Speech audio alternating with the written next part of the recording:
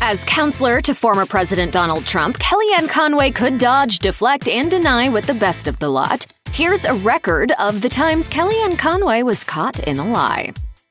While Donald Trump loved to use the phrase fake news, Kellyanne Conway delivered frequently inaccurate media soundbites, coining the term alternative facts in the process. That infamous buzz phrase was first uttered in the wake of the former president's 2017 inauguration, when former White House Press Secretary Sean Spicer declared, "This was the largest audience to ever witness an inauguration, period." It didn't take long for the media to retrieve aerial photography that demonstrated Trump's audience was considerably smaller than the turnout for Barack Obama's swearing-in festivities. The press backlash didn't sit too well with Conway, who went on NBC's Meet the Press to argue with reporter Chuck Todd that the media was out of line in assessing crowd size. Todd fired the first shot, accusing the administration of declaring a falsehood that undermined the credibility of the entire White House press office. Conway said to the host with disdain, "Don't be so overly dramatic about it, Chuck. You're saying it's a falsehood, and they're giving Sean Spicer, our press secretary, gave alternative facts to that." Overnight, alternative facts became a Twitter hashtag and a term that would dog Conway during her tenure in the White House. Once Donald Trump was officially the president, he wasted no time in signing a slew of executive orders, one of them barring citizens of Somalia, Libya, Iraq, Iran, Sudan, Yemen, and Syria from entering the U.S. for at least 90 days, sparking lawsuits and protests across the country over what objecting Americans called the Muslim ban. Once again, Kellyanne Conway stepped into the fray to defend Trump's actions, claiming the order was signed in the name of public safety. In an interview on MSNBC's Hardball with Chris Matthews, she cited an action conducted by a previous administration. Conway told the host, "I bet it's brand new information to people that President Obama had a 6-month ban on the Iraqi refugee program after 2 Iraqis came here to this country, were radicalized, and they were the masterminds behind the Bowling Green massacre." Conway went on to add, "Most people don't know that because it didn't get covered."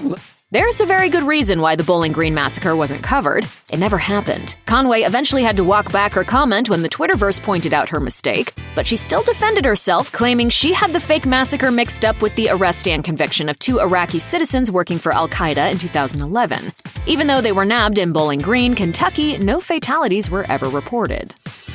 While the entire term with Donald Trump in power was chaotic at 1600 Pennsylvania Avenue, there were occasions when paranoia was also rampant. The former president raised allegations within the first few months in office that the Obama administration was spying on him at Trump Tower in New York during the 2016 election. Kellyanne Conway suggested that the wiretapping went a few steps further. In an interview with The Record's Mike Kelly, Conway declared that surveillance was conducted on the Trumps not only via phones and through their televisions, but via, quote, microwaves that turn into cameras. While that method sounds a bit sci-fi, Conway added, "We know that that is just a fact of modern life." It was also a fact that led to a great deal of lampooning, with the likes of CNN revealing memes about her outrageous revelation and The Late Show host Stephen Colbert mocking Conway's theory by demonstrating his shows were broadcast via microwave ovens on tripods. It was all getting a bit silly until CNN reporter Chris Cuomo interviewed Conway to get to the bottom of her scandalous comment. Conway said, "I'm not Inspector Gadget. I don't believe people were using the microwave to spy on the Trump campaign." Federal employees have to follow a stringent and extensive set of rules, including a 1939 statute called the Hatch Act. Essentially, it's a law that forbids certain workers from publicly favoring one candidate over another. It's an act taken seriously, especially during elections, and violators could be fined or fired. What does the Hatch Act have to do with Kellyanne Conway? Well, according to the Office of Special Counsel in 2017, plenty. It was then that Conway, recognized as the former president's special advisor, went on Fox News and CNN to publicly reject Democratic candidate Doug Jones, who was running against Republican Roy Moore for an Alabama seat in the Senate. The Office of Special Counsel continued investigating. Reporters brought up the subject of the Hatch Act in 2019 when Conway was holding court at a news conference. She had already blasted the record of Joe Biden, who at the time was a likely opponent to run against Donald Trump for president in 2020. Conway brazenly told a reporter, "Blah, blah, blah, if you're trying to silence me through the Hatch Act, it's not going to work. Let me know when the jail sentence starts." Fortunately for Conway, she dodged a bullet when the OSC submitted its report to the former president. The findings were rejected as Donald Trump chose not to fire her. When the World Health Organization declared the coronavirus outbreak a pandemic in 2020, Donald Trump was often blamed for a slow response to the crisis. In March that year, while the former president blamed the Democrats for hatching a COVID-19 hoax, Kellyanne Conway got her 2 cents in by stating that the virus was, quote, being contained, when the media pointed out that testing wasn't readily available. Despite Conway's claim, the number of infections and deaths escalated. Conway's limp grasp of the medical crisis reached a zenith when she criticized the competence of the World Health Organization during a live appearance on Fox News. Conway said, "This is COVID-19, not COVID-1, folks. You would think that people charged with the World Health Organization facts and figures would be on top of that."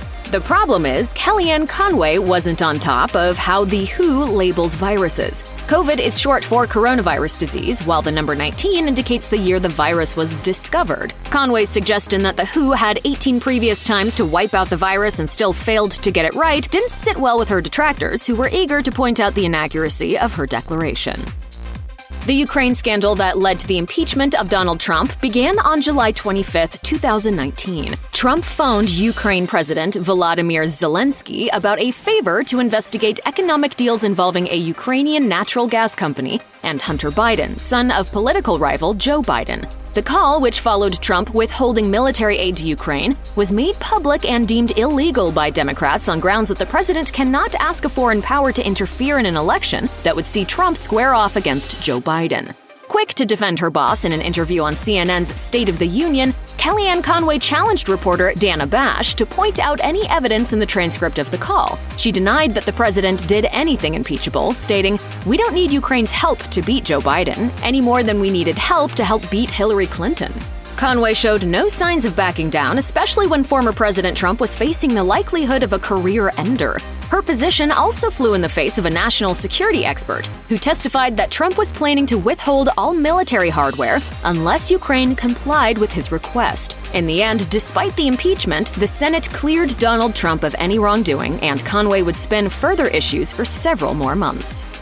There were suspicions that Kellyanne Conway was closer to the Ukraine scandal than she ever let on, and those suspicions involved Lev Parnas, who was hired to dig up dirt on the Bidens. With Parnas having a major role in the scandal, CNN's Chris Cuomo pressed Conway in a January 2020 Cuomo primetime interview to unearth more about this person of interest. Cuomo said to Conway, "Speak to what Lev Parnas says and what the documents show and what the president shows and what the witness showed." Conway replied to the host, "I don't know Lev Parnas. What documents?"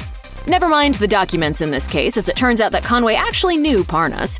That truth surfaced soon after the interview when Parnas' lawyer, Joseph A. Bondi, tweeted a photo of his client posing with Conway. Which raises another question. How much does Kellyanne Conway know about the Ukraine scandal that almost did in her boss? When Donald Trump was on the campaign trail that resulted in his 2016 presidential win, he allegedly had an affair with adult film star Stormy Daniels and enlisted the help of his personal attorney at the time, Michael Cohen, to keep a lid on it. Cohen complied by arranging to pay off the star for $130,000. This transaction should have been a red flag for Kellyanne Conway, who was Trump's campaign manager at the time. Conway said to Margaret Brennan on Face the Nation in 2018, "This never crossed my desk. I was never made aware of this. I found this out long time afterwards, long after I got into the White House." She also believed the payoffs were not made with campaign money, as Trump claimed he didn't have knowledge of the payoff and deferred to Michael Cohen and footage from Air Force One. Conway commented that she had, quote, "some visibility into the situation before telling Brennan, but I don't deal with this every day when I walk into the White House." By pleading ignorance, Conway may have lost some of her credibility. On the other hand, Cohen pleaded guilty to fraud charges and was given a 3-year prison sentence. The morning show Fox and Friends frequently gave Kellyanne Conway a platform for comments, remarks, and insight on contemporary issues that reflected the psyche of Donald Trump. Newsweek reported on a 2019 show where Conway commented on the escalating violence surrounding activist group Antifa, an anti-fascist group that supported left-wing causes at public rallies. In particular, she took aim at the group not long after a public fracas in Portland between them and the right-wing group the Proud Boys. Claiming to disavow violence, Conway declared on the show, "Do we know what Antifa stands for? It's anti-First Amendment." Inexplicably, she ignored one element in that the Proud Boys probably had something to do with the chaos on the streets. As for Conway's pacifism, she seemed to have a short memory when appearing on Fox and Friends 2 months before the 2020 presidential election, telling the hosts, "The more chaos and anarchy and vandalism and violence reigns, the better it is for the very clear choice on who's best on public safety and law and order." There's no doubt that Kellyanne Conway demonstrates a great deal of confidence in her pushback against the media regarding social issues, but when it comes to numbers, she hasn't exactly been on the ball. Case in point was an April 2019 CNN newsroom interview in which Conway proudly proclaimed that the U.S. economic growth had increased by over 4%, while unemployment dipped to less than 4%. Those numbers were quickly shot down by the Annenberg Public Policy Center's fact-check website, which revealed that Conway's numbers were overly optimistic. The real numbers indicated that while 1/4 of Donald Trump's presidency in 2018 saw 4.2% growth, GDP growth had not been higher than 2.9% since President Donald Trump took office. Conway was closer in the unemployment category, which registered at 3.8% at the time. Conway flatly denied a weakening economy, the former counselor proclaimed to reporters in 2019. "The fact is, the fundamentals of our economy are very strong."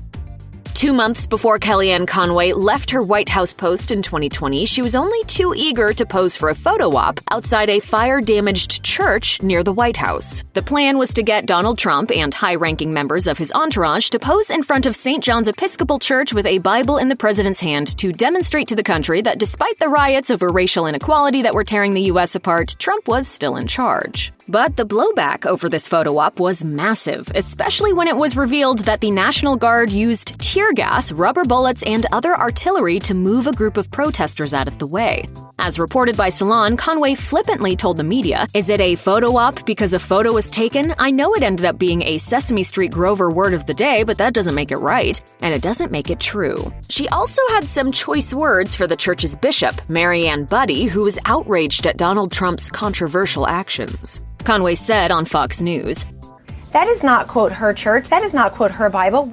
Conway said on Fox News before taking shots at arsonists and anarchists, adding, "We won't allow them to dissuade us from practicing our religion."